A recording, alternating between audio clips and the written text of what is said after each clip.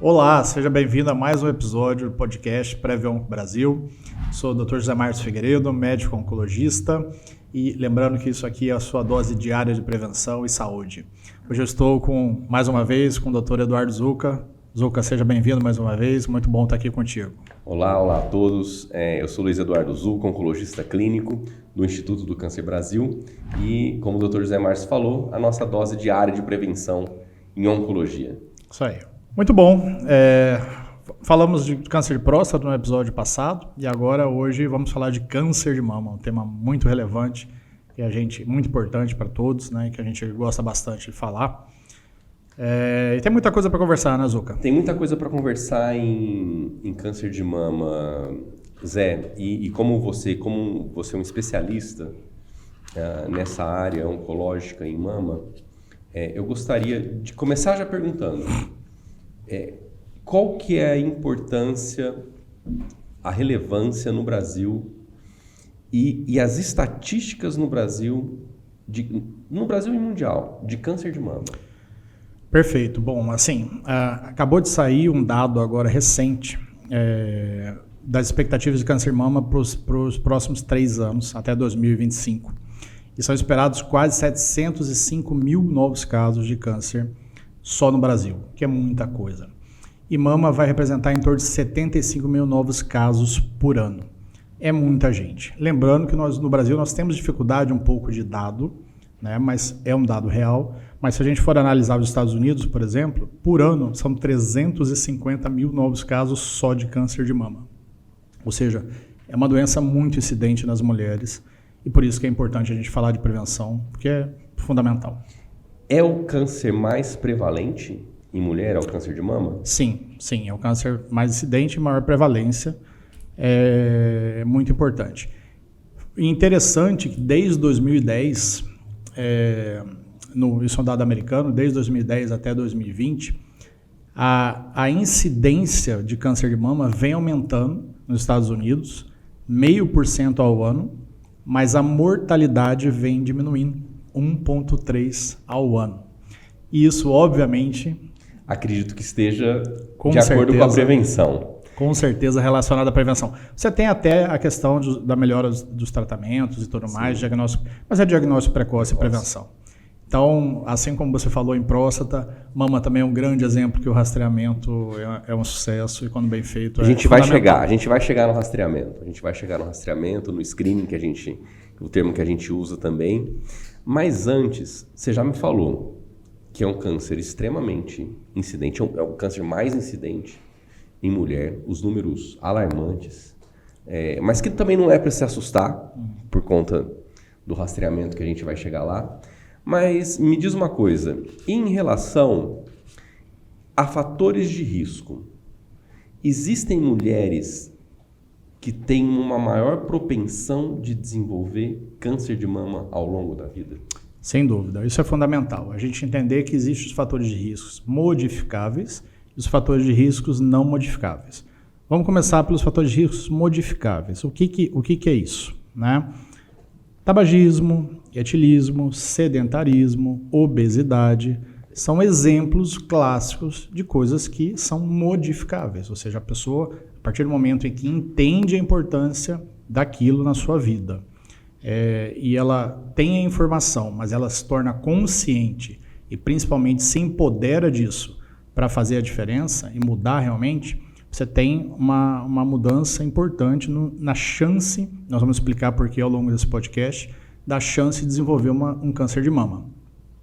Os outros são os não modificáveis, que é o quê? A idade, o tempo que a mulher é exposta aos hormônios femininos, no caso, por exemplo, do estrogênio, ou seja, se ela tem a primeira menstruação muito cedo, se ela demora muito para ter um filho, se ela tem uma menopausa mais tardia, o ciclo de exposição ao estrogênio dela é muito grande. O estrogênio é um hormônio que na mama é mitogênico, ou seja, ele causa proliferação das células e maior risco de câncer de mama. Então, isso é um fator que não dá para modificar, né? A idade que aconteceu.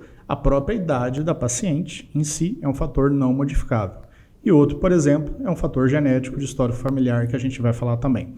Então, globalmente, são os principais fatores que vão interferir no risco de cada pessoa desenvolver o câncer, no caso, cada mulher desenvolver câncer de mama. Hoje, é extremamente individualizado e a gente precisa saber conversar com as mulheres, pegar esses fatores de risco para fazer uma melhor prevenção individual para cada pessoa. Perfeito. Você está me falando, então, que a prevenção é individual hoje em dia. Não é mais uma questão populacional. A gente tem que individualizar não só o tratamento, mas a prevenção e a orientação dessas pacientes também. Isso é interessante. Você falou da idade. Câncer de mama dá em mulher mais jovem ou em mulher mais velha?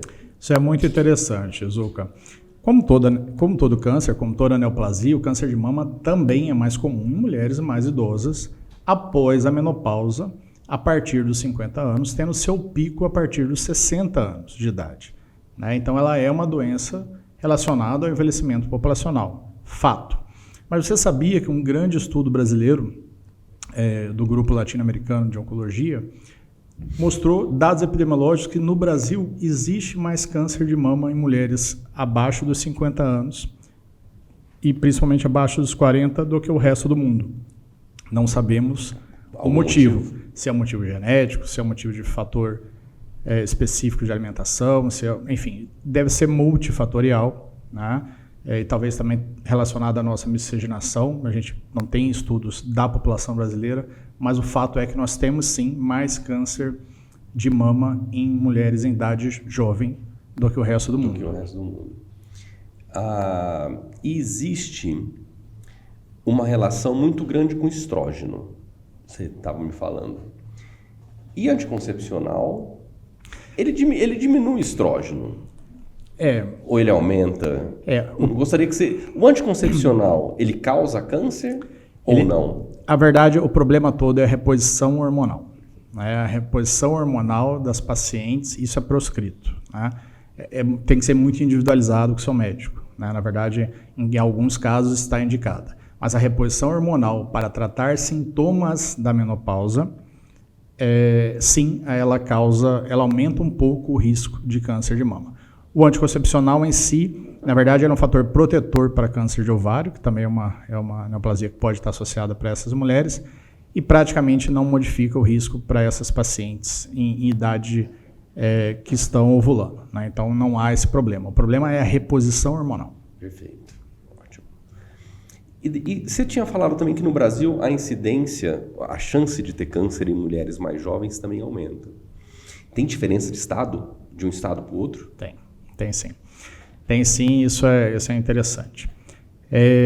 Os estados do Sul e do Sudeste apresentam uma maior taxa de câncer de mama. Então, no Sul e no Sudeste, em torno de 70 a 85 casos por 100 mil habitantes. É muita gente. A média brasileira fica em 65 casos por 100 mil habitantes, mas há diferença. E aí a gente entende um pouco tanto a parte genética, né, de, enfim, colonização e tudo mais, e também a parte de socioeconômica. Então, em tese, os estados mais desenvolvidos do Brasil estão no Sul e no Sudeste, e consequentemente a isso, você tem uma maior proporção de obesidade da população em relação ao resto do país. Então, menor quantidade de atividade física, maior número de mulheres obesas, e nós vamos explicar por que a obesidade aumenta o risco de câncer de mama. Então, a obesidade possivelmente também é um dos critérios para isso. E aí também tabagismo, parte cultural e principalmente também a parte de miscigenação da população, muita gente com histórico europeu. Então, há um risco maior e possivelmente isso é a causa. E por que a obesidade também aumenta o risco de câncer de mama, já que a gente está falando em risco? Vamos falar em risco, vamos falar em obesidade. Bom, a obesidade ela causa um processo inflamatório crônico no seu organismo, no organismo da mulher, no organismo da pessoa. E esse processo inflamatório crônico, ele aumenta o risco de uma lesão do DNA. Tá? Então, por si só, já é um risco específico. Então, o que é o câncer? Câncer nada mais é do que uma mutação de uma célula que se dividiu errado e começa a perder a capacidade de ser destruída naquele órgão pelo organismo, ele começa a se multiplicar, começa a se alimentar em maior quantidade, e começa a crescer e tem a chance de dar metástases. Basicamente, isso é câncer. E a obesidade, por levar um processo inflamatório crônico, ela aumenta o risco de lesão em uma célula ao acaso. Tá? E por que a obesidade está relacionada ao câncer? Porque ao longo da sua vida, a mulher menstrua, a mulher tem os hormônios femininos produzidos no seu ovário. Quando ela entra na menopausa, ela também continua produzindo estrogênio. Tá? E aonde que isso ocorre? No tecido adiposo. O tecido adiposo é um grande órgão endócrino. Gordura. Exato, gordura. Produtor de uma série de substâncias, uma série de hormônios. E o colesterol do nosso sangue é transformado em estradiol, hormônio feminino, através de uma enzima chamada aromatase na gordura. E por isso que mulheres com sobrepeso e obesidade têm uma maior produção de estrogênio no tecido de gordura e com isso a atuação desse hormônio na mama, aumentando o risco de multiplicação da mama. Então esse é o principal fator que associa obesidade a câncer de mama. Por isso que é importante as mulheres que queiram prevenir, fazer atividade física, controlar o seu peso, e aquelas que já têm o diagnóstico também perder um pouco de peso, porque facilita a ação dos medicamentos. Excelente. Não quero dar nenhum spoiler, mas a gente vai falar nos próximos episódios aprofundar mais esse tema de obesidade em câncer, não só em câncer de mama, mas em outros tipos de... Perfeito, porque tem muita coisa, né? Tem muita coisa, vem muito estudo aí, muita chance de vir novas drogas por esse mecanismo. Na inflamação do corpo também, na causa do câncer. Né? Não tenha dúvida, né? Porque nós temos aí 8 mecanismos de reparo da nossa célula. A gente vai explicar isso melhor num outro episódio, né? E quanto mais a gente tem uma inflamação crônica, maior dano crônico no nosso tecido, maior a chance de uma célula, ao acaso, por essa pressão seletiva, ter uma falha nesse mecanismo de reparo genético e, com isso, desenvolver o câncer. No caso, a obesidade faz exatamente isso. Perfeito. E me explica mais uma coisa em relação aos fatores de risco. Genético, de mãe para filha, aumenta o risco também? Na minha família eu tenho um caso de câncer de mama. Aumenta o risco de câncer de mama? Aumenta, Zuca. Nessas pacientes? Aumenta, Zuca. Só o fato, por exemplo, de ter uma mãe com câncer de mama, o risco da filha já é maior do que a população em geral, tá? Já aumenta mais de uma vez e meia esse risco. Mas é importantíssimo. E aí a gente entende, né? Quando você olha os protocolos internacionais, nacionais, americano, europeu, Sociedade Brasileira de Oncologia, é muito claro que há um rastreamento para a população em geral, que não tem histórico familiar, e um rastreamento diferente para as pacientes que têm histórico familiar importante ou têm histórico familiar com a presença documentada de uma variante genética, ou uma mutação, como nós chamávamos, mas uma variante genética, que aumenta uma predisposição ao câncer hereditário. Qual a porcentagem disso na população? De 6 a 10%, a gente não tem o dado específico no Brasil, mas a gente usa a literatura mundial.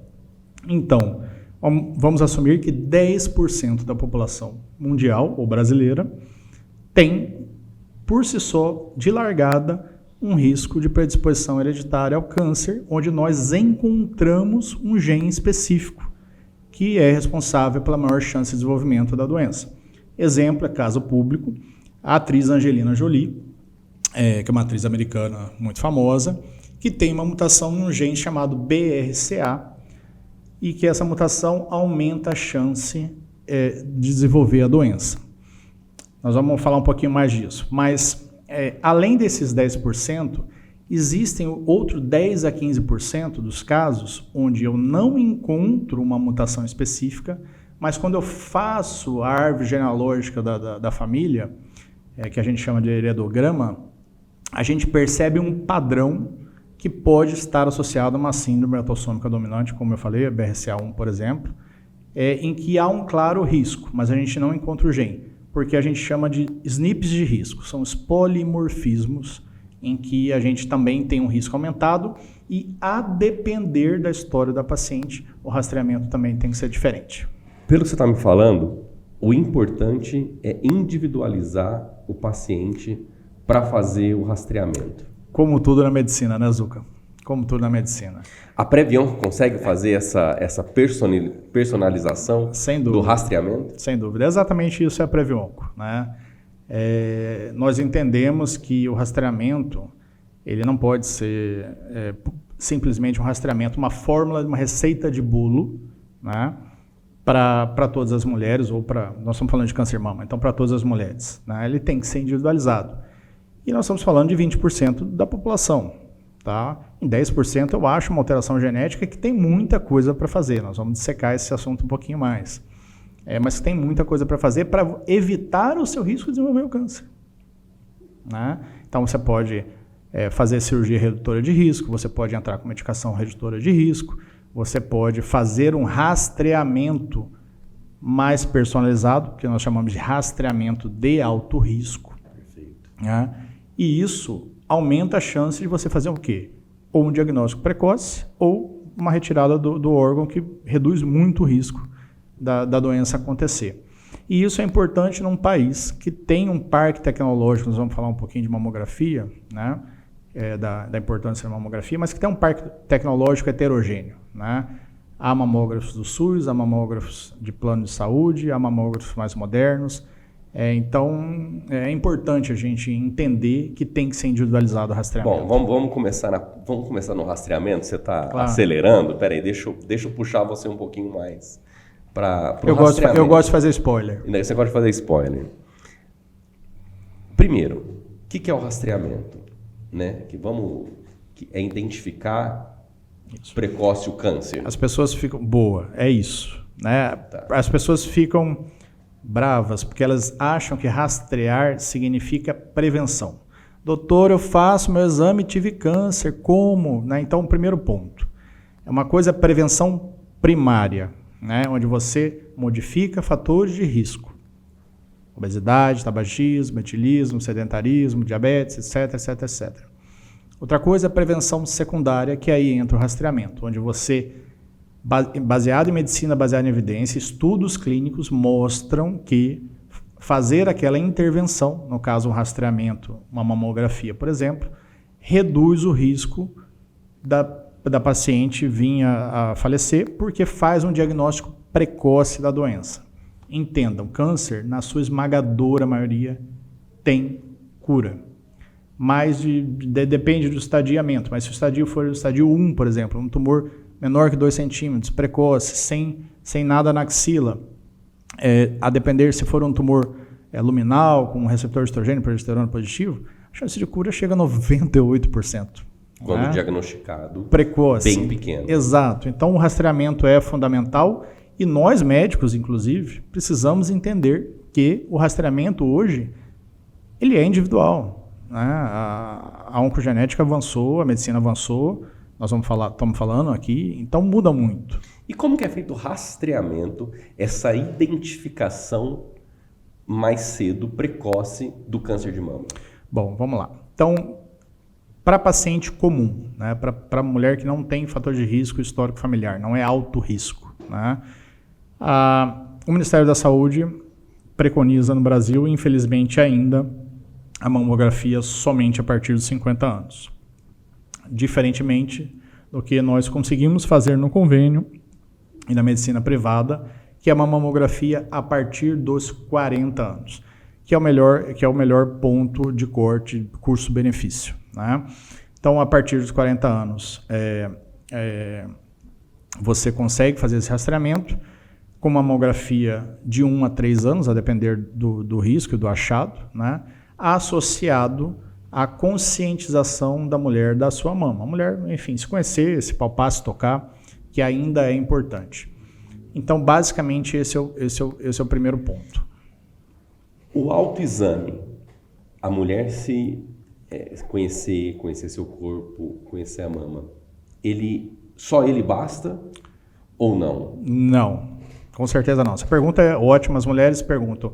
O autoexame, primeiro há uma confusão do que é o autoexame e o que é a consciência da mama. Né? A consciência da mama é exatamente isso que nós estamos falando. A mulher se conhecer, se tocar no banho, na relação sexual, a mulher se tocar e conhecer. Poxa, não tinha esse carocinho, né? O autoexame era uma técnica de ensinar a mulher a fazer o exame clínico nela, né? De fazer a avaliação. Isso não funciona.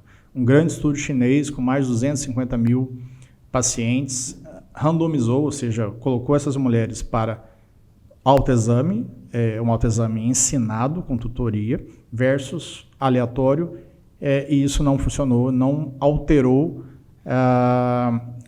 foi igual o resultado no que tange sobrevida dessas pacientes. Então, o autoexame em si, dessa forma, com tutoria... Sozinho, né? Sozinho, exato, sozinho, não funciona, tá? Então, não é mais indicado. Mas ter a consciência da mama é fundamental. Perfeito. Fundamental. Tá? Junto com o acompanhamento médico. Junto com o acompanhamento médico. E com mamografia. Você sabe, inclusive, e aí fica um recado para as nossas ouvintes, enfim, tem um estudo indiano, é um estudo relativamente recente, que mostra que ele dividiu pacientes fazendo só mamografia e conscientização da mama versus mamografia, conscientização da mama e o médico examinando em toda a visita. Você sabia que o exame físico do médico ainda é importante? Com certeza. Eu não tenho dúvida, mas às vezes a pessoa pode achar que não, né? Fica, eu vou só ver a mamografia. É fundamental que o seu médico lhe examine. Porque associado ao exame físico do médico, principalmente o médico especialista, mais a mamografia, isso diminui o risco de um falso negativo na mamografia, ou seja, uma paciente que teria um câncer ali e que a mamografia vem com o laudo normal, mas que pode ser pego no exame físico. Então é importante sim ainda continuar examinando os nossos pacientes, como a gente faz, obviamente. E uma coisa que você falou no começo, que eu achei interessante, e eu acho que essa aqui é a conclusão, onde que os dados são mais apurados, americanos, que aumentou o número de câncer diagnosticado, mas diminuiu a mortalidade de câncer. Menos mulheres... Em mais de 10 anos. Menos mulheres / homens também. A gente vai falar isso um pouquinho depois. Sim. Câncer de mama não é uma questão exclusiva das mulheres. E diminuiu. Quer dizer, você aumentou o diagnóstico, mas você diminuiu a mortalidade. A gente consegue tirar a conclusão de que você fazendo uma identificação mais precoce, mais cedo, você consegue... Essas mulheres vivem mais, na verdade, né? Só para o ouvinte ter ideia, tem tipo de câncer que ele não chega nem perto dos vasos sanguíneos, que a gente chama de carcinoma in situ, que isso faz com que o câncer ele não se espalhe, ele não vá para outros locais. Exato. E isso diminui muito a chance do câncer voltar, na verdade. Eu gosto de fazer analogia com o tijolo e o cimento, né? Então, o câncer in situ, ele está dentro ali da mama, ele não invadiu, ele está grudadinho no tijolo, ele não entrou dentro, não se aprofundou no tijolo, no cimento, né? E quando ele invade aquela região de sustentação da célula e pode cair na corrente sanguínea. Então, quanto mais precoce, in situ, maior a chance de cura in situ é 100%. Uma questão interessante que eu também acho, avançando um pouquinho na identificação, a gente falou dos fatores de risco, a gente identificou o câncer. A gente sabe que não é para se preocupar quando a gente diagnostica um câncer, na verdade. A mamografia e o exame do médico, ele está lá para realmente identificar os casos precoces. E isso faz diferença no tratamento dessa paciente? Achar um câncer bem pequeno faz diferença no próprio tratamento e às vezes até na estética do tratamento, do pós-tratamento? É fundamental, tá? É fundamental você fazer, é uma diferença gigantesca entre você encontrar um câncer em estadio precoce, no estadio 1, por exemplo, no estadio 3, onde você já tem comprometimento de axila, de gângliozinhos da axila, os linfonodos, né? Porque o tratamento será muito menos agressivo, tá? Possivelmente, talvez só uma cirurgia já seja necessário para o caso daquela paciente. Entretanto, cada vez mais, hoje o tratamento tem vindo para a parte pré-operatória. Então, a depender do subtipo do tumor da mulher, se for um triplo negativo, por exemplo, nós vamos entrar em detalhes aqui, mas um tumor HER2 positivo, é necessário fazer uma quimioterapia com imunobiológicos pré-operatória, para reduzir, para matar uma possível célula circulante, reduzir o tamanho do tumor e fazer uma cirurgia menos agressiva.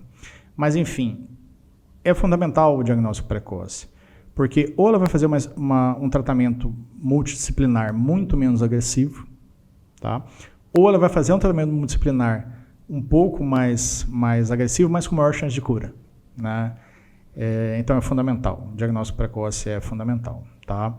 Porque, inclusive, né, assim, hoje, só para os pacientes terem ideias, os principais tumores que acometem a mama, nós temos aí os carcinomas ductais, os carcinomas lobulares, nós temos tumores raros da mama, como sarcomas da mama, nós podemos ter linfomas da mama, inclusive um linfoma anaplásico em pacientes que têm prótese mamária, tá? Foi um assunto também que foi importante nos últimos anos e repercutiu e ficou muito em voga, é um tumor raro, para deixar todos os pacientes as pessoas que têm prótese tranquilas, é raríssimo e tem cura.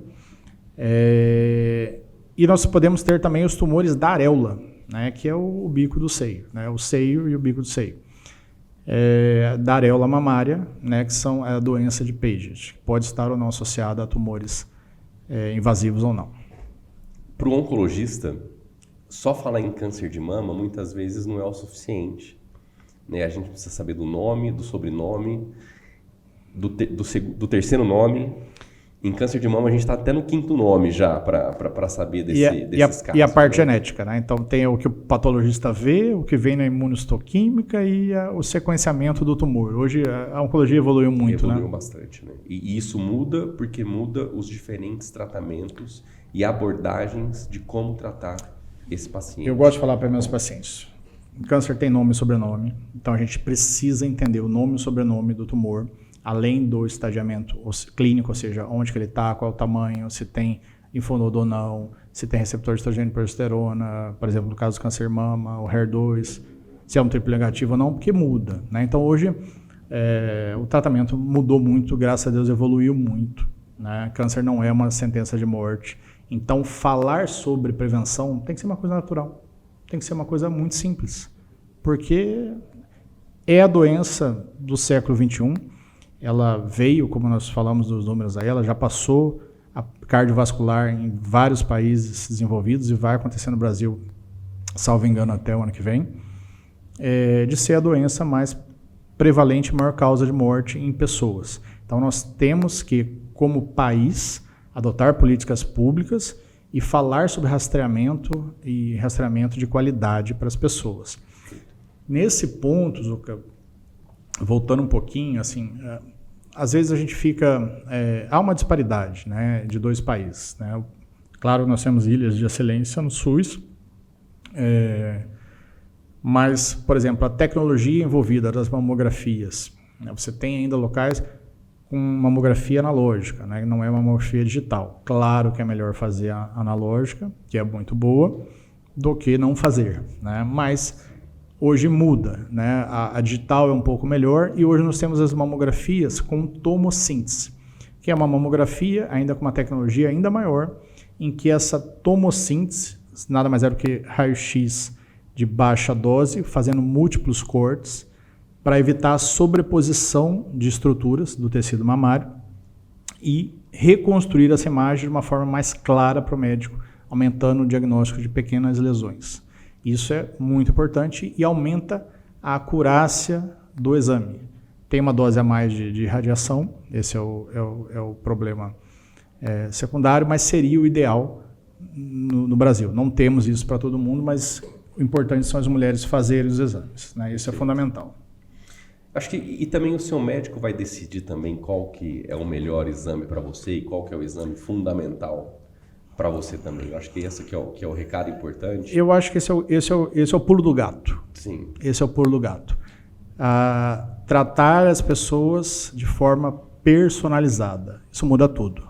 Muda tudo porque, por exemplo, se para aquela pessoa, para aquela mulher que chegou no seu consultório com, sei lá, 38 anos, né, e tem um histórico familiar muito grande, e ela só fez ultrassom, eventualmente um ultrassom ao longo do tempo, e nem pediu uma mamografia ainda, mas ainda não teve câncer, ela pode ter uma mutação, uma variante genética, em que, na verdade, ela devia fazer o rastreamento desde os 25 anos, com ressonância de mama, anual, alternando a cada 6 meses com uma tomografia, com uma mamografia e de preferência, uma mamografia com tomossíntese. Ela deveria estar fazendo um rastreamento de alto risco. Então, poxa, você imagina o impacto na vida dessa mulher com 38 anos, se aos 39 ela tem câncer, mas, na verdade, deveria ter feito o rastreamento ou até mesmo uma intervenção para tirar as mamas, se comprovado uma mutação como a Angelina Jolie, no caso BRCA1, por exemplo. E a Previonco consegue fazer isso? Exatamente, é o que a Previonco... Quando você une informação, tecnologia de dados, quando você une inteligência artificial, quando você une telemedicina, quando você une grandes especialistas e você estratifica de forma personalizada o paciente, o resultado é fantástico. E é exatamente o que a Previonco faz de uma forma muito transparente, muito clara. Claro que, obviamente, você não consegue zerar os casos. Não é essa a ideia. Mas a ideia é realmente fazer uma prevenção extremamente diferenciada. Perfeito. Me arrisco a dizer aqui que Previonco é P de prevenção e personalização, hein? Boa. Bom, e para encerrar, suas considerações finais na prevenção e personalização do câncer de mama. Bom, para todas as mulheres, converse com o seu médico, seja ele clínico geral, o ginecologista é o clínico das mulheres. Converse com o seu médico, não ignore o seu histórico familiar. É importante entender que não é só câncer de mama que importa. Por exemplo, existem outros tumores que estão associados a síndromes com câncer de mama. Então, história na família de câncer de mama ou câncer de ovário, câncer de mama e câncer de pâncreas, câncer de mama e melanoma, câncer de mama e câncer de próstata. Então, uma família que tem esses tumores muito próximos. Converse com o seu ginecologista. Poxa, eu ouvi de um oncologista num programa de prevenção, etc, etc, etc, que eu posso ter um risco genético aumentado. Então, converse com o seu ginecologista, ele vai te encaminhar para um mastologista, por exemplo, que é um profissional que pode pedir o exame, ou para um oncologista clínico ou para um oncogeneticista. O histórico familiar é importante. Converse com os seus parentes sobre isso. Entenda perfeitamente que hoje a prevenção é personalizada, então precisamos ter aí um rastreamento diferenciado. E, obviamente, continue fazendo a mamografia, seguindo as orientações do seu médico, pratique atividade física, controle o peso, não fume, bebida com moderação, sexo seguro sempre. E, basicamente, esses são as grandes orientações que eu deixo nas minhas considerações finais. E parabéns às mulheres, que se cuidam muito mais do que os homens. E a ideia nossa é a gente chegar lá, né, também fazendo igual a vocês. Com certeza. Zé Márcio, muito obrigado. Gostaria de agradecer a todos também que escutaram aqui o nosso podcast. Obrigado pelas orientações e vamos nessa. Obrigado, Zouca. Um abraço a todos.